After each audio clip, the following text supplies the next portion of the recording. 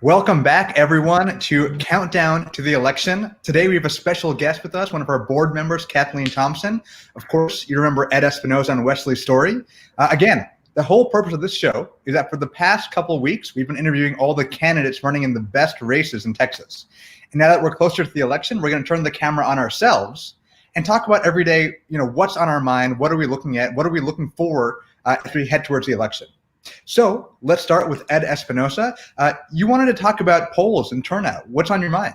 Yeah, so there's been a lot of movement about Texas in the national media, not just in our state media, but in our national media. It's a really exciting point because we've seen how Democrats are being competitive in Texas right now in ways that we haven't seen it in decades. And in fact, there was a poll that came out on Sunday, the Dallas Morning News poll, that showed Biden that was up by 3 points. Now, that wasn't the only one that showed him up by 3. He was up by 2 points in a previous poll, 2 other polls where he was up, and another one where he was tied. So this is a trend that we've seen over the past few weeks. And it's an exciting time for Texas right now because competitive elections drive turnout, which takes me to the next thing that I wanted to talk about, which is the turnout. As of yesterday, Monday, we have seen 7.8 million votes in Texas.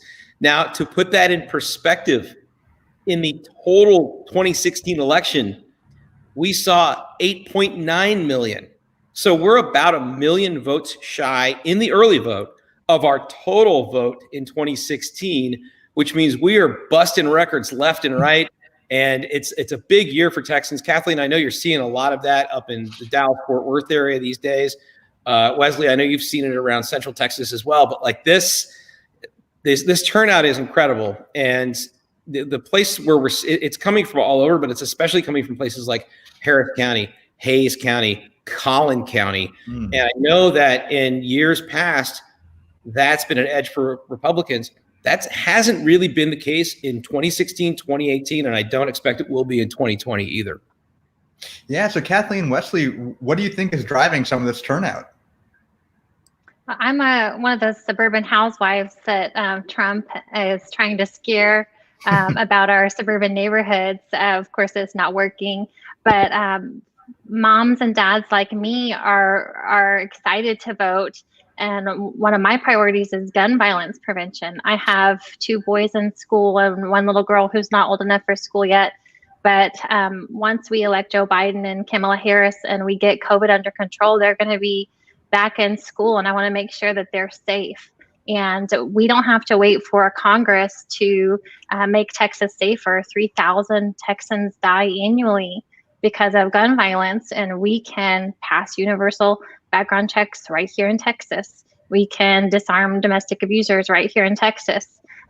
We don't need more guns in our school buildings. We don't need librarians and custodians carrying firearms in our schools next to our children. So I was really excited to vote. I'm in Tarrant County, and Tarrant County didn't have the first few days and weeks actually of early voting from 7 to 7 like some larger urban communities do. So my husband just got to vote this past weekend because the polls were open longer. And I think you're going to see more young people voting now that it's not just 8 to 5, because it's hard to get away from work 8 to 5, whether you're working remotely or you're going on site for your job.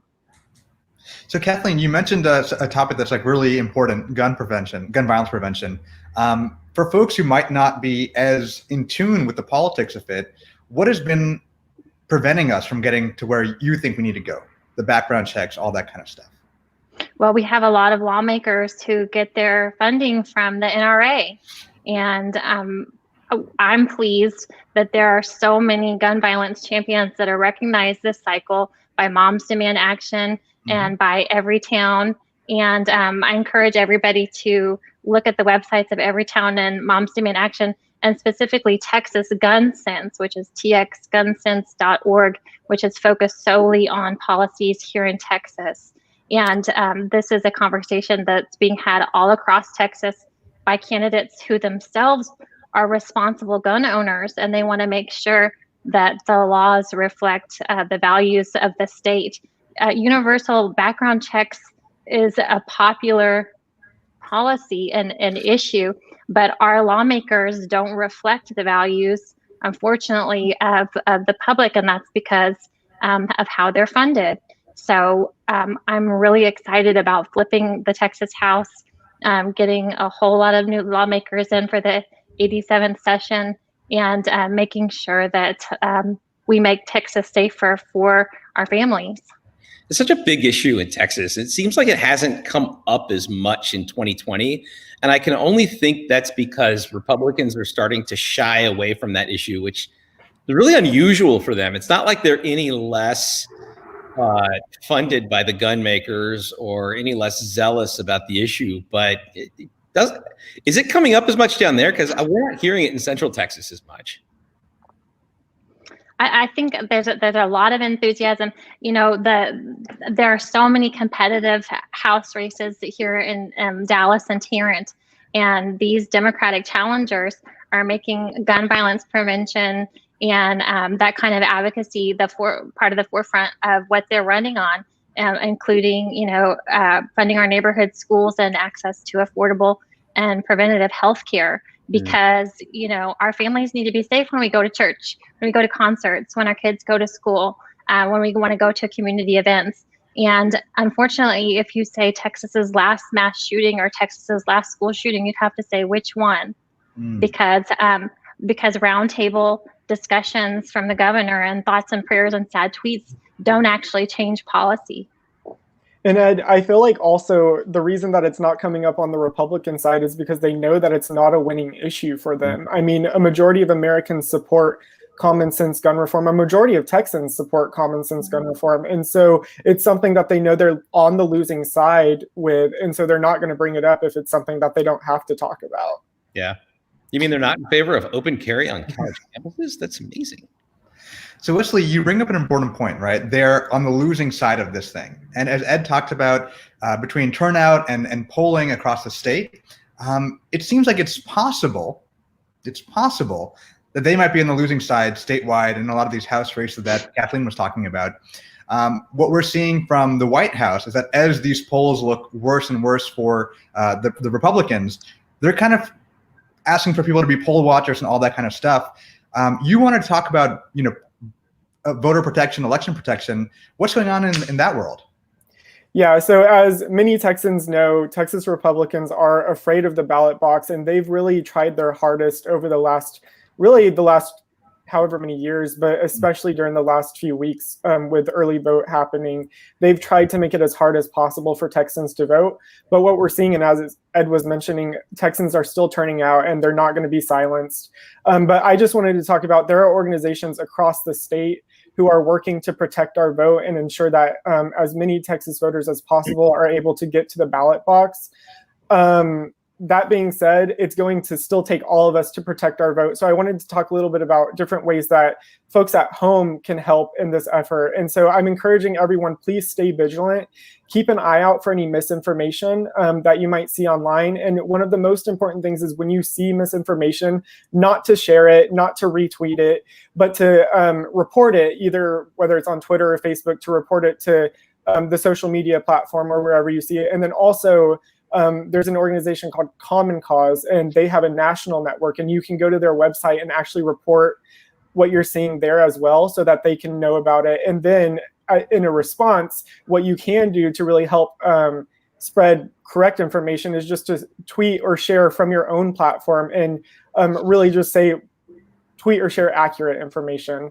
When it comes to attempts at the polls to either intimidate voters, if you're voting or if you see folks who are voting and you witness any of this, you can report any problems that you're experiencing to 866-OUR-VOTE. That's an election protection hotline number that we're using here in Texas and across the country.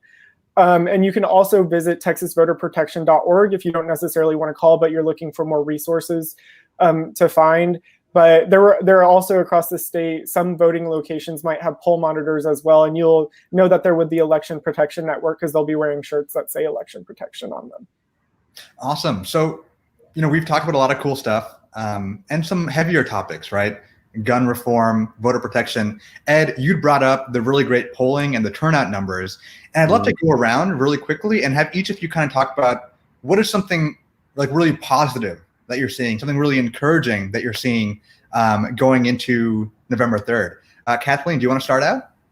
Yeah, I'm seeing people posting. So my favorite time of the year is probably back to school and maybe back to school photos and with people with their kids. I'm loving the I voted stickers and people standing in line and encouraging their friends and family to go vote and saying why it's so important to them that they voted and why you should vote too. So keep that coming. You know, we are our own small communication shops. You know, you have access to Twitter and Facebook and Instagram and, you know, your favorite social media app of choice. Talk to people online about why you're voting and share those stickers and let people know how exciting it is to go and cast a ballot for the top of the ticket, you know, Joe and Kamala, but also, you know, if you're involved in local down ballot races, those are going to affect you on a daily basis. And you can there's still time. There's a week left. Volunteer for those local races and tell people why it's important to you. So I'm loving the enthusiasm about voting, and everybody's why is different. And seeing them share that with their social circles, and, you know, you can too. Yeah. How about you, Wesley?